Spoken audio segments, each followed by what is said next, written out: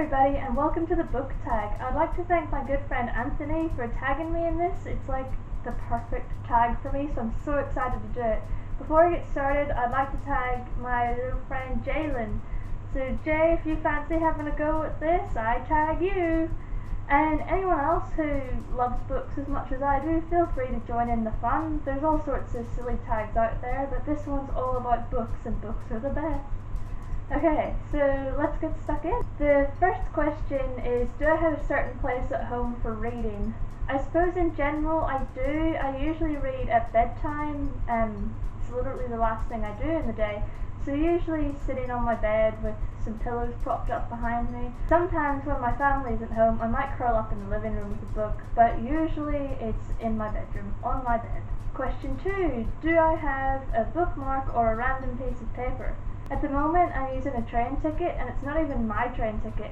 I bought The Walking Dead comic books off eBay, and the last person that read them had been using their train ticket to Marikiville as their bookmark, and I've never been to that place, so I thought that's kind of cool. I used to have a bookmark of my friend Gabe, but I don't use that anymore. I've got this weird train ticket. Maybe I'll use it again soon. But I'm just amused at having someone else's train ticket. I don't know why, I just am. Question 3. Can I stop reading at any time, or do I have to finish at a certain page or chapter? I usually like to finish the chapter if I can, and I don't really just sit down to read randomly most of the time. I will have like bedtime, I will set aside like half an hour to sit and read or something like that. So usually I like to finish the chapter. With The Walking Dead, the end of the chapter is actually half the book. There's only 2 chapters in any book. So I try to get maybe halfway, or I'll finish up the story that I'm on. I might get to where they change and go to a different line, I guess you'd call it, a different arc.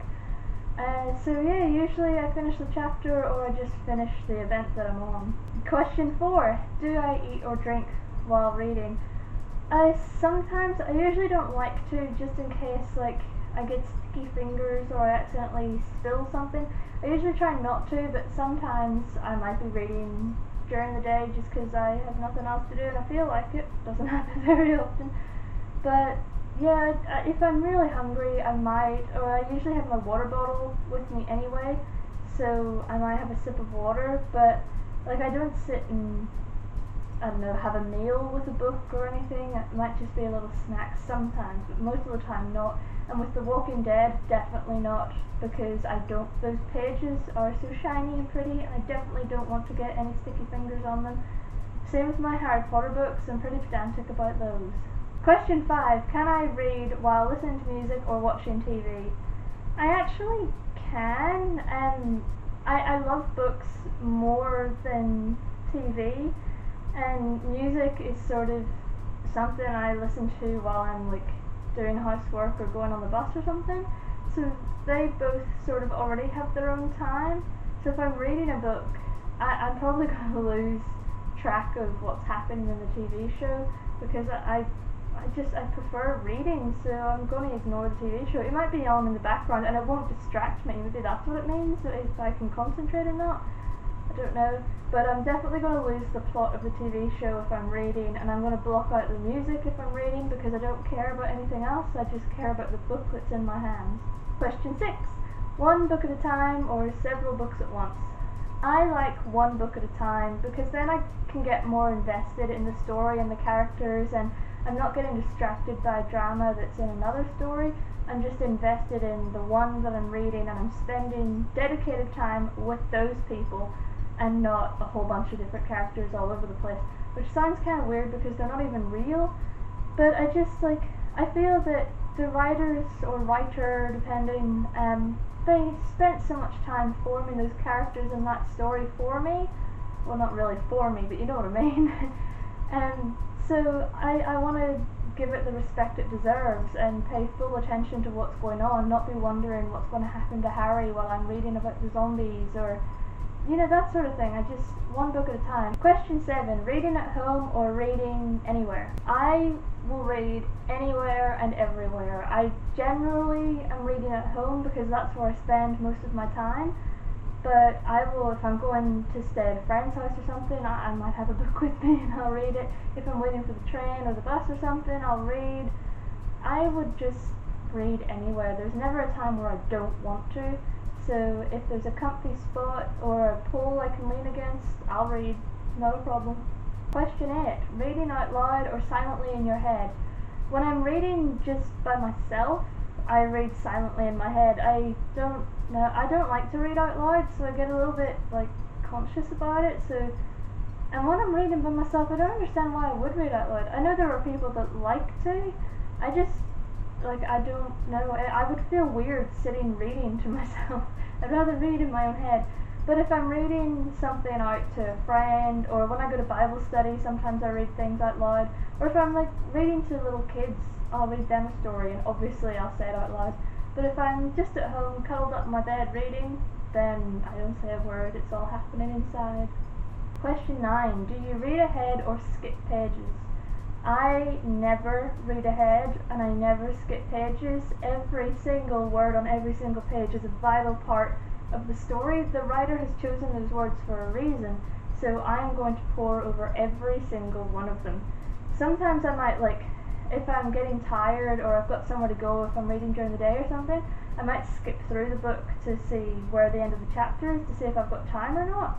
But that's about the only time I ever look ahead, and it's not that I'm skipping, I'm coming back to where I was.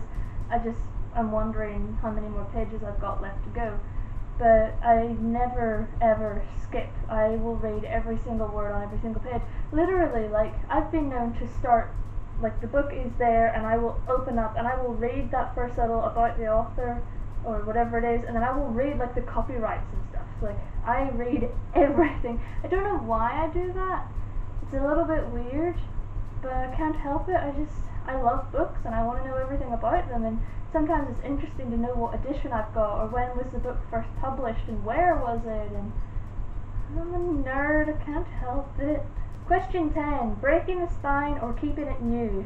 I will confess, I do love breaking the spine sometimes. It's just, it's not very often that I actually buy a new book. I usually go to Bookfest or to secondhand bookstores and stuff and get the pre-loved version. So it's usually just if it's a book that I've been desperate to get, that I'll buy it new because I know I'm going to read it over and over and over again. So yeah, if it's brand new, I like that new book smell. I love old book smell too. I just love the way books smell, the way they look, everything about them. But if I've got a spine and no one's cracked it before, and I'm going to be the only one in the whole world that's ever going to get to crack this particular spine, I don't open the book and straight away.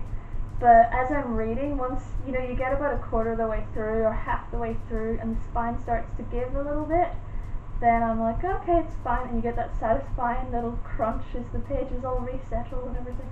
I like it. And it's in case anyone's going, oh my gosh, you're breaking a book, don't freak out. All spines do that. It's not necessarily a bad thing unless you're ripping it out so pages pop out. Just as a normal part of reading, the spine is always going to break or crack a little bit because it's got to bend so you can open it. So it's just a normal part. Don't freak out, I'm not breaking books or anything. And the last question is, do you write in books? Some people are going to say blasphemy, but actually sometimes I do. My favourite book is Elvis and the Twilight of Memory by Jun Waniko, and I've read that book so many times. I actually found it at my local library and I borrowed it so many times they had to buy another copy because it was never available for anyone else. I would put it in and then wait for them to put it back on the shelf and then take it back again. So one of my closest friends bought me a copy for my birthday a few years ago, and I started rereading it, and obviously it's a very romantic story. So I was going and underlining my favourite bits and putting little love hearts next to them. I was a kid, I can't help it. I didn't go through the entire book. I think I only did the first few pages, and then I got fed up because it kept interrupting my reading. So I was like, oh, I just want to keep reading it.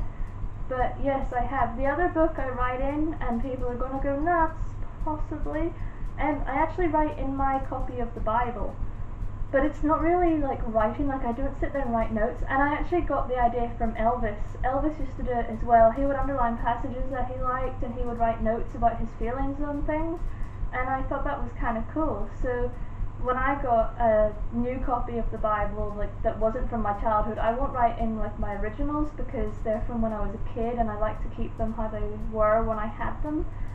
But when I got my first like copy as an adult, and I've got a purple highlighter and I highlight verses that I think are special or are important. So I write in my Bible and I've written in my favourite book. But that's it. I don't know, like I guess maybe if you really love a book, it's kind of fun to go in and highlight your favourite bits or dog ear the pages so you can come back and relive those things. But in general, I don't think there's much of a reason to write in books. All of the words that you need are already there. I don't know. But I hope I haven't upset anybody. I'm sorry, books are precious, I know, but these are my books and I'm never going to give them up. It doesn't matter if I've written in them because I'm not going to get mad at myself. If I'm gonna, like, I've got a lot of books that I really need to clear out. So I'm either going to donate them or do a giveaway on the channel.